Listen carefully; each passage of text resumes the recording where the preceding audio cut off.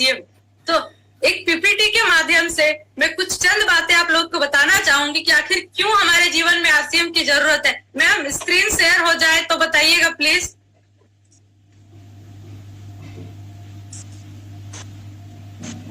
आ गई ma'am, screen आ रही है मैम? यस आ गई। Okay thank you ma'am. एक बार फिर से सभी को जय आरसीएम। सफलता की दुनिया में आप सबों का स्वागत है। सफल होने का एक प्लेटफॉर्म है आरसीएम। चाहे कोई भी क्षेत्र में हो हम, चाहे हम गरीब हो, अमीर हो, पुरुष हो, स्त्री हो, कुछ भी हो, लेकिन हर एक को मौका मिलता है आरसीएम में सफलता प्राप्त करने के लिए। ये सफलता का एक बहुत बड़ा स्टेज है। तो सवाल ये उठता है, हम आरसीएम क्यों करें? क्या है आरसीएम? आरसीएम क्यों करें हम? सभी बहनों से मेरा एक सवाल है, महंगाई वर्तमान समय में महंगाई बढ़ रही है या घट रही है? ऑफ कोर्स सबका जवाब है कि महंगाई बढ़ रही है। महंगाई बढ़ रही है, हम महंगाई के बोझ तले दबे जा रहे हैं। तो महंगाई बढ़ क्यों रही है? सवाल ये उठता है कि महंगाई क्यों बढ़ रही है? हाय महंगाई हम कर रहे हैं क्योंकि समय बढ़ रहा है। जैसे जैसे समय बढ़ेगा वैसे वैसे महंगाई बढ़ेगी। एक जमाना था जब मुट्ठी भर पैसे लेकर जाते थे और थैली भर शक्कर लेकर आते थे, और एक आज का जमाना है थैले भर पैसे लेकर जाते हैं और मुट्ठी भर शुगर चीनी लेकर आते हैं। तो समय के साथ साथ महंगाई बढ़ रही है। इसको मैं एक ग्राफ के माध्यम से आपको बताना चाहूंगी, और वो ग्राफ है, देखिए 1940 का दौर था। उस वक्त हम दो परिवारों को ले रहे हैं, एक परिवार जो 4 रुपए कमाता था और एक परिवार जो 10 रुपए कमाता था।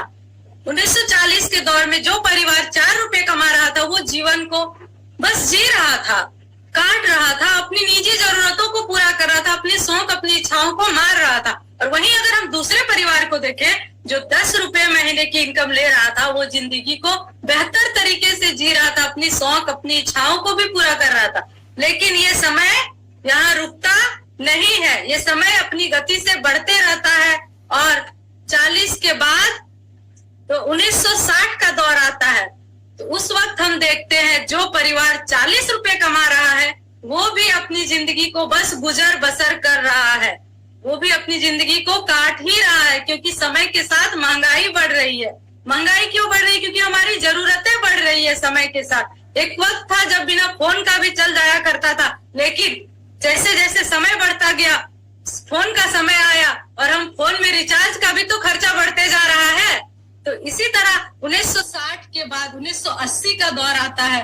उस वक्त भी लोग, जो परिवार 400 कमा रहा है वो भी अपनी जिंदगी को बस गुजर बसर कर रहा है, और जो 1000 कमा रहा है वो अपनी जिंदगी को जी रहा है। और समय यहाँ भी रुकता नहीं है, समय बढ़ते हुए 2000 का दौर आया। वो वक्त हमारा और आपका था, हमने इस वक्त को देखा है। 2000 के समय में लगभग 5 या 6 साल की हुआ करती थी। उस वक्त मैंने देखा है अपने पापा को, मेरे पापा राजमिस्त्री का काम किया करते थे, और उस वक्त की जो एक दिन का इनकम था वो लगभग 100 से 150 के बीच था। तो महीने का मिलाकर 4000 की इनकम हो जाती थी, 4 से 5000 की। तो होता क्या था, उस वक्त हम लोग कॉम्प्रोमाइज वाली जिंदगी को जी रहे थे। और वही मैं देखती थी कि जो लोग 10,000 की इनकम ले रहे हैं बगल वाले या अगल बगल आस पड़ोस रिश्तेदारों में, तो वो बेहतर जिंदगी को जी रहे हैं। तो हम छोटी छोटी चीजों को कॉम्प्रोमाइज कर रहे थे क्योंकि हमारी इनकम कम थी। अगर महंगाई है, महंगाई चीजें हमें क्यों लग रही है? क्योंकि हमारी इनकम कम है। हमें अपनी इनकम को बढ़ाएंगे तो महंगाई हमें अधिक नहीं लगेगी। और समय यहाँ भी नहीं रुकता है, समय आता है 2020 का। ये दौर है हमारा और आपका, जिस दौर को हम लोग जी रहे हैं। और यहाँ अगर हम 40,000 रुपए भी कमा रहे हैं तो हम एक जिंदगी को गुजार रहे हैं, काट रहे हैं। आज भी हम अपनी जरूरतों को ही पूरा कर रहे हैं, अपने शौक को मारे जा रहे हैं। अभी समय आने वाला है त्योहार तीज, और हम सब महिलाएं तीज को लेकर बहुत ज्यादा उत्सुक होती हैं कि हमें नए कपड़े खरीदने हैं, नए ज्वेलरी खरीदनी है। पर हम जब बाजार में जाते हैं नए साड़ियां खरीदने तो क्या कहते हैं, भैया अपने बजट के हिसाब से कि 1000 2000 जो भी बोलना, इस रेंज में हमें अच्छी साड़ी साड़ी दिखा दीजिए। लेकिन वही जो 1 लाख रुपए कमाता है वो क्या कहता है, भैया जो लेटेस्ट साड़ी आई है वो दिखा दीजिए ना अभी तीज के लिए। क्योंकि उसके पास पैसे का कोई बाउंडेशन नहीं, उसको पता है मेरे पास इतने पैसे है कि मुझे जो पसंद आएगा मैं वो लूंगी। तो हमें अपनी इनकम तो बढ़ाने की जरूरत है। और समय 2020 में क्या रुकने वाला है, क्या रुकने वाला नहीं है। अगर 1940 आया और 2020 आया तो 20 के बाद 40 भी आएगा। और वो दौर किसका होगा, हमारे बच्चों का, हमारे आने वाले पीढ़ी का। तो 1940 में जो 4 लाख रुपए भी कमाएगा उससे भी महंगाई लगेगी, उसे भी अपने जीवन को बस काटना ही काटना है।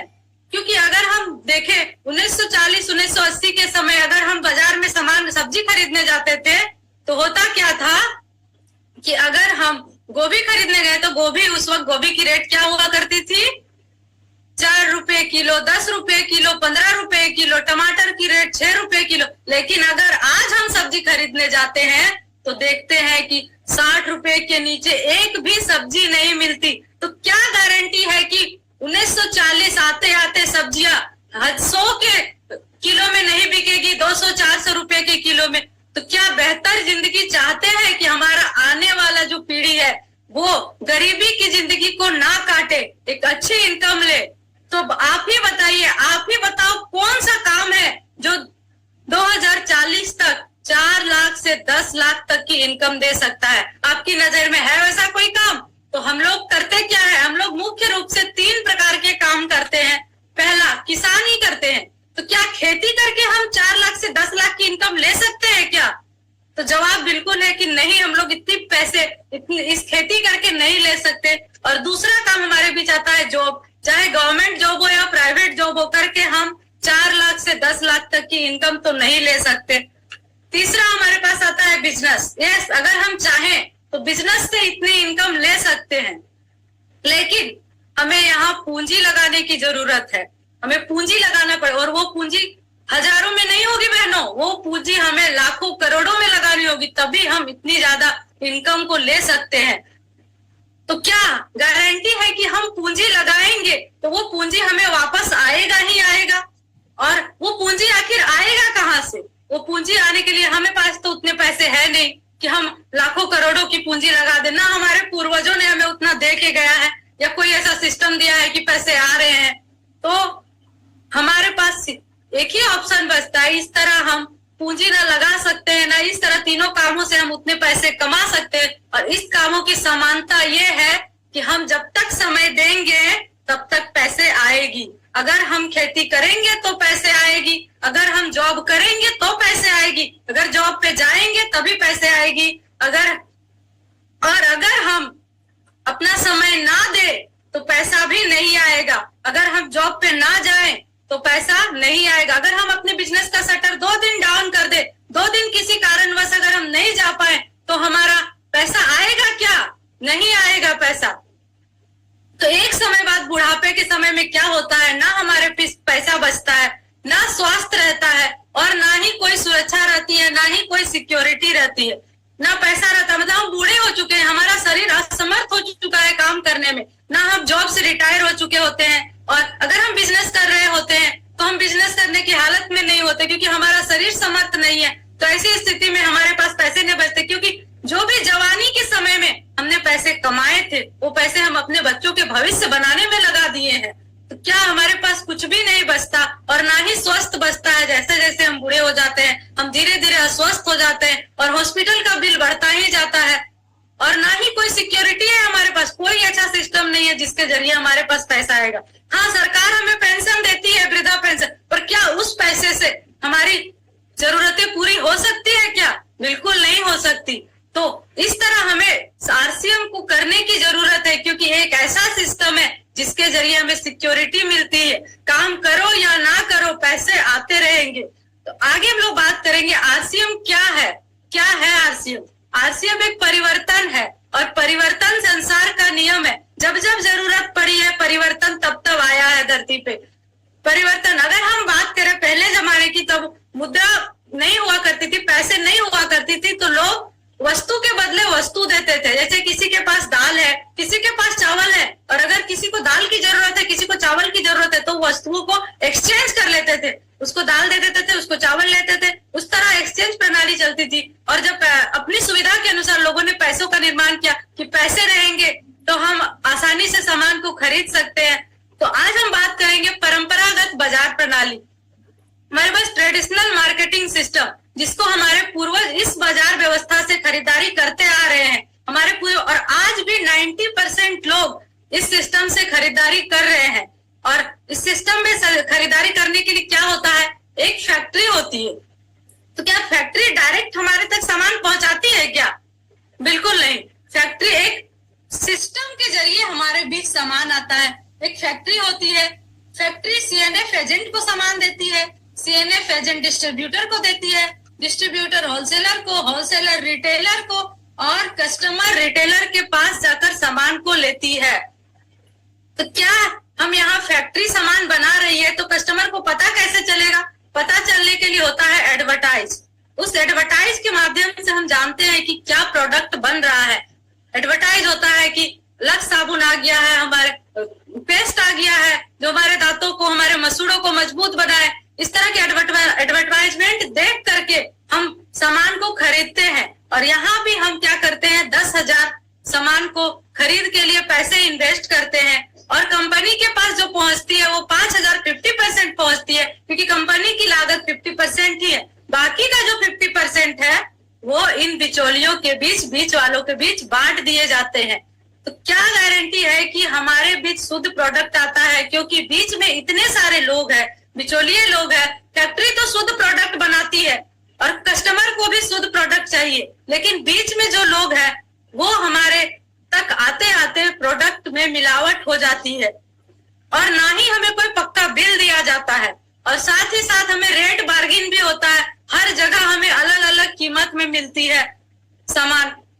हम अपने जिस लोकल एरिया में रहते हैं वहां के मार्केट में अगर हम कुछ खरीदने जाए तो 10 रुपया दाम है, तो अगर वही हम अपने बाहरी होलसेल मार्केट में जाए तो वहां पे उसकी कीमत 8 रुपये 7 रुपये है। तो इस तरह हर जगह कदम कदम पे रेट बार्गिन होता रहता है। यह है परंपरागत बाजार प्रणाली। तो आज हम एक ऐसे व्यवस्था के बारे में बात करेंगे, ऐसे बाजार के बारे में जो डायरेक्ट सेलिंग सिस्टम है। इसमें भी एक फैक्ट्री होती है और एक वंडर वर्ल्ड होता है, जहां फैक्ट्री सामान को पहुंचाती है और सामान को हम लोग वंडर वर्ल्ड से लाते हैं। और यहाँ हम कस्टमर ना होकर एसोसिएट बायर कहलाते हैं। तो इसमें होता क्या है कि फैक्ट्री सामान को बनाकर डायरेक्ट आपके शहर तक पहुंचा रही है, और हम अपने शहर से जाकर सामान ला रहे हैं। तो किसी तरह का बीच में कोई लोग नहीं होता। यहाँ भी हम 10,000 के सामान की खरीदारी करेंगे, और पहले की भांति कंपनी को भी 10,000 डायरेक्ट पहुंचेगा, क्योंकि बीच में कोई भी नहीं है। सारा का सारा पैसा डायरेक्ट कंपनी के पास जाएगा। लेकिन यहाँ कंपनी की लागत कितनी लग रही है? 50%। तो कंपनी अपने पास 50% रखेगी, बाकी का जो बचा 50% वो एक सिस्टम के माध्यम से हमें वापस कर देगी।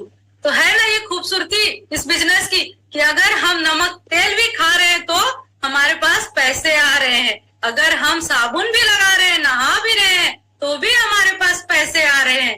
ये खूबसूरती है इस सिस्टम की। और यहाँ कंपनी हमें क्या कहती है कि आप सामान खाओ और लोगों को बताओ। एडवर्टाइज खुद करना है, ये कोई बड़ी बात नहीं है, ये हम सदियों से करे आ रहे हैं। एडवर्टाइजमेंट हम शुरू से करते हैं। अगर बात करें हम कि अगर हम कोई डॉक्टर के पास अपने ट्रीटमेंट के लिए जाते हैं, डॉक्टर अच्छा ट्रीटमेंट करता है, तो हम अपने आस पड़ोस रिश्तेदारों को बताते हैं ना कि अरे वो डॉक्टर बहुत अच्छा ट्रीटमेंट करता है, एक बार जाओ उसके पास दिखा के आओ। इस तरह हम प्रचार प्रसार ही तो कर रहे हैं, पर बदले में हमें कुछ नहीं मिल रहा है। अगर हम एक कपड़ा भी सिलाई करवाते हैं तो कहते हैं कि बहुत अच्छा सिलाई करती है, तो बदले में हमें कुछ मिलता है क्या? नहीं मिलता है। बट अगर हम अपने पीओसी, अपने आरसीएम के सामान का प्रचार करेंगे तो हमारा बिजनेस वॉल्यूम बढ़ेगा। बिजनेस वॉल्यूम बढ़ेगा तो हमारी इनकम भी बढ़ेगी। तो इस तरह हमें अपने प्रोडक्ट का शेयर करना है। अगर हम कपड़ा खरीदने जाते हैं, साड़ी के दुकानदार को अगर हम अच्छा साड़ी खरीद लेते हैं और आके बोलते हैं अपनी सहेलियों को, अरे बहुत अच्छा कलेक्शन आया है उस दुकान में, जाकर एक बार देखो तो सही।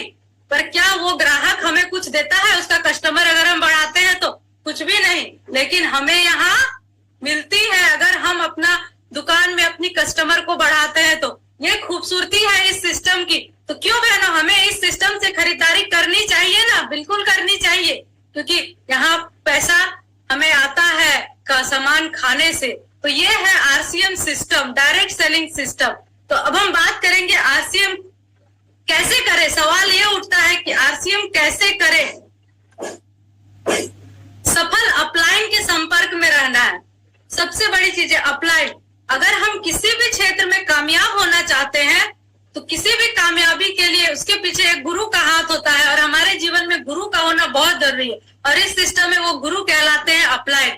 तो हमेशा हमें अपने अपलाइन के संपर्क में रहना है। हमारे जीवन में दो प्रकार के अपलाइन मिलेंगे, एक अपलाइन होते हैं और एक ठपलाइन होते हैं। हमें पहचानने की जरूरत है कि हमारे अपलाइन कौन है और हमारे ठपलाइन कौन है।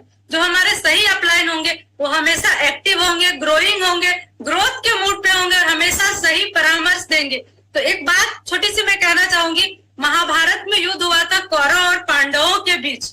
तो कौरवों का जो राजा था शकुनी था, और पांडवों के जो राजा जो गुरु थे अपलाइन थे वो श्री कृष्ण थे। कौरवों की संख्या अधिक होने पर भी पांडवों की जीत हुई। कारण क्या है? कारण यह है कि कौरवों का जो अपलाइन थे शकुनी, उन्हें नकारात्मक चीजें ज्यादा समझ में आती थी और वो अपने डाउनलाइंस को नकारात्मक बातें बताते थे। लेकिन वहीं अगर हम देखें पांडवों के राजा जो श्री कृष्ण थे वो हमेशा पॉजिटिविटी को लाते थे, सकारात्मक बातों को लाते थे, और कम संख्या होते हुए भी पांडवों की जीत हुई। इस तरह हमें अपने अच्छे अपलाइन के संपर्क में रहेंगे तभी हम अच्छे ग्रोथ के मूड पे आ पाएंगे। और दूसरा पॉइंट हमारे बीच 100% विश्वास की ताकत। हमें 100% विश्वास करना है अपने परमात्मा पर कि परमात्मा ने हमें ये सिस्टम दिया है तो हमारी भलाई के लिए दिया है, हमारे हित के लिए दिया है, हमारा ही भला होगा, हमारे परिवार का भला होगा। और हमें सबसे ज्यादा जरूरी जो है वो 100% विश्वास करना है अपने कंपनी पे, अपनी कंपनी के प्रोडक्ट पे, कि हमारे कंपनी के प्रोडक्ट हमें हमेशा स्वास्थ्यवर्धक प्रोडक्ट देती है, सही प्रोडक्ट देती है, किसी तरह की कोई दिक्कत नहीं होती। अपने कंपनी के हर एक रूल रेगुलेशन को फॉलो करना है। और सबसे बड़ी बात, हमें खुद पे भरोसा करना है। अगर हम खुद पे 100% विश्वास करेंगे ना तो परमात्मा भी हमारे साथ रहेगा। और अगर जरा सा भी हम डगमगा गए, जरा सा भी संदेह अपने विश्वास पे आ गया तो परमात्मा भी साथ छोड़ देंगे साथियों। तो आप सोचो कि मैं कर सकती हूँ, मैं कर सकती हूँ। 100% अपने आप पे भरोसा रखना है। तीसरा पॉइंट है हमारे हमेशा बड़े मीटिंग के माहौल में रहना है। आपके एरिया में जितना भी बड़ा मीटिंग हो, सेमिनार हो, उसमें हमेशा बने रहना है। क्यों? आज अगर हम अपने बच्चों को स्कूल भेज रहे हैं, आप भी भेजते हैं, मैं भी भेजती हूँ, क्यों भेजते हैं? क्या हम अपने बच्चों को घर पे नहीं पढ़ा सकते? बिल्कुल पढ़ा सकते हैं, लेकिन क्यों भेजते हैं? क्योंकि स्कूल में पढ़ाई का माहौल रहता है, स्कूल में वो माहौल मिल रहा है बच्चे को, जो माहौल हम उसे घर में नहीं दे सकते। उसी तरह अगर हम होम मीटिंग करके अपने लाइफलाइंस को बता सकते हैं, आरसीएम के बारे में 100% जानकारी दे सकते हैं, लेकिन वो माहौल हम घर पर नहीं दे सकते जो माहौल हमें सेमिनार्स पे मिलेगी। जैसा कि मैंने शुरू में ही कहा कि मेरा पहला नजरिया सेमिनार से ही शुरू हुआ है कि मैं सेमिनार में आके ही आरसीएम को जानी हूँ।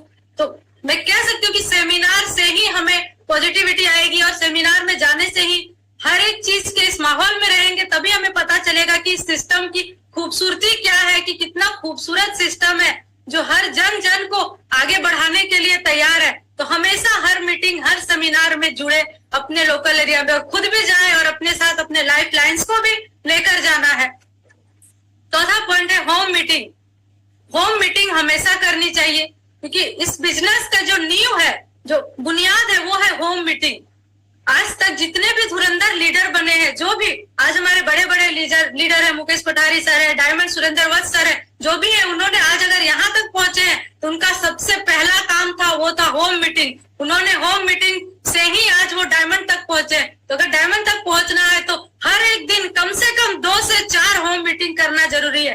और जो होम मीटिंग को प्रॉपर वे से करना सीख गया, उसे सफलता के शिखर तक पहुंचने से कोई नहीं रोक सकता। डायमंड तक आप आसानी से पहुंच सकते हो, लेकिन आपको लगातार होम मीटिंग करते रहना होगा। होम मीटिंग को बेहतर तरीके से करना होगा, अपने प्रोडक्ट डेमो को लेके जाना है और प्रोडक्ट को दिखाते हुए होम मीटिंग करना है, साथ ही साथ डेमो भी करना है और अपने प्रोडक्ट की खासियत को भी बताना है। इस तरह हम होम मीटिंग के माध्यम से एक बेहतर बिजनेस को कर सकते हैं और लगातार होम मीटिंग करते रहें। पांचवा पॉइंट है हर महीना डायमंड क्लब करना और उसका नेटवर्क बनाना। हमें हर महीना डायमंड क्लब करना है, क्योंकि डायमंड क्लब एक ऐसा क्लब है जो हमें डायमंड तक पहुंचाता है। डायमंड क्लब डायमंड का पहला सीढ़ी है। अगर हम हर महीने डायमंड क्लब करेंगे तो हम आसानी से डायमंड तक पहुंच सकते हैं। और डायमंड क्लब करना कोई भी मुश्किल काम नहीं है बहनों। डायमंड क्लब करने के लिए करना क्या है, अपने आईडी में 5000 बिजनेस वॉल्यूम की खरीदारी करनी है। और अपने घर में तो हमारे 2 से 3000 पीवी की यूज हो जाता है। बाकी जो 2-3000 बच जाते हैं उसको हम क्या करेंगे, सेल कर लेंगे अपने आस पड़ोस, अपने रिश्तेदारों में। और इस तरह आसानी से डायमंड क्लब हो जाएगा। और अपने लाइफ लाइन, अपने अंडर काम कर रहे लोगों को भी डायमंड क्लब करवाना है, इसी तरह करवाना है। और आसानी से सामान को बेच भी सकते हैं, क्योंकि हम नॉलेज लेते हैं। और नॉलेज लेने के लिए हमेशा मीटिंग सेमिनार पे बने रहे और नॉलेज लेते रहे और डायमंड क्लब को करते रहना है। नेक्स्ट है, हर हाल में खुद को सकारात्मक रखें। चाहे स्थिति जैसी भी हो, हमें खुद को पॉजिटिव रखना है। पॉजिटिव रखने के लिए हमें करना क्या है, देखिए यहाँ एक फोटो दिख रही है, उसमें दिख रहा है कि शेर है जिसको मिरर में बिल्ली दिख रही है। क्यों दिख रही है? हम अपने अंदर की क्षमता, अपने अंदर की ताकत को क्या करते हैं, लोगों के नजरिए से देखना शुरू कर देते हैं। हमारे पास इतनी ताकत है कि हम कर सकते हैं, लेकिन हम जो लोग कहते हैं उसके नजरिए से खुद को देख रहे हैं। अगर हम रास्ते पे निकलते हैं, अगर सड़क में गड्ढे हो, कांटे हो, कंकड़ हो, तो हम क्या करेंगे? क्या उस कंकड़ गड्ढे को साफ करते रहेंगे या फिर उस रास्ता चेंज करेंगे? रास्ता भी चेंज नहीं करेंगे, साफ करने में समय भी व्यतीत नहीं करेंगे। हम क्या करेंगे? हम एक बेहतरीन जूते पहनेंगे जिससे वो कंकड़ हमारे पैरों में ना गड़े। मतलब इसका तात्पर्य ये है कि जैसे ही हम फील्ड में निकलते हैं, हमें बहुत से लोग ऐसे मिलेंगे जो आपको कहेंगे कि और कुछ काम नहीं बचा था क्या? आरसीएम करने निकले हो, अच्छी खासी तो इनकम कर रहे थे, अच्छा खासा कर रहे थे, फिर भी आरसीएम करने निकल पड़े। देखो मैंने भी पहले आरसीएम किया था, देखो मैंने टीसी सर के साथ, बीसी सर के साथ फोटो खिंचाए थे, लेकिन आरसीएम चला ही नहीं, बंद हो गया। इस तरह के लोग आपको बहुत लोग मिलेंगे, लेकिन हमें उनकी बातों में नहीं आनी है। अगर हम उनकी बातों में आते हैं तो यही हाल होगा हमारा भी, कि हम अपनी क्षमता को आंक नहीं पाएंगे। और अगर हम अपने आप का पॉजिटिव माइंड रखते हैं, अपनी इच्छाओं को देखते हैं कि हम कर सकते हैं, तो अगर हमारी इच्छा, अगर हमें आता भी नहीं हो, अगर हम वाइटल के पिन पर भी हो, तो भी हमें एक डायमंड का सपना जगाए रखना होगा। और हम एक डायमंड तक जाने की काबिलियत रखते हैं, क्योंकि हम एक पॉजिटिव थिंकिंग के साथ काम को कर रहे हैं। और एक पॉजिटिव थिंकिंग के साथ जो काम को करता है, उसमें अगर क्षमता भी कम है तो उसे एक शेर नजर आता है अपने आप में, क्योंकि हम एक पॉजिटिव है और अपने पॉजिटिविटी के साथ इस काम को करना है। जब तक हम अपने बाहरी वातावरण को छोड़कर अपने अंदर से खुद को दृढ़ संकल्प से काम नहीं करेंगे, तब तक हमें सफलता नहीं मिलेगी। हमें अपने आप में एक संकल्प लेना है कि चाहे दुनिया जो भी कहे, उनकी बातों में नहीं आना है। हमें अपने आप पर विश्वास है, अपने ऊपर वाले पर विश्वास है, अपने सिस्टम पर विश्वास है कि मैं डायमंड बन के रहूंगा। और इसी के साथ मैं अपने बातों को विराम करना चाहूंगी। थैंक यू सो मच, बहुत बहुत धन्यवाद आप सभी बहनों का जिन्होंने मुझे यहाँ बोलने का मौका दिया, और धन्यवाद कि आप लोगों ने मुझे यहाँ सुना।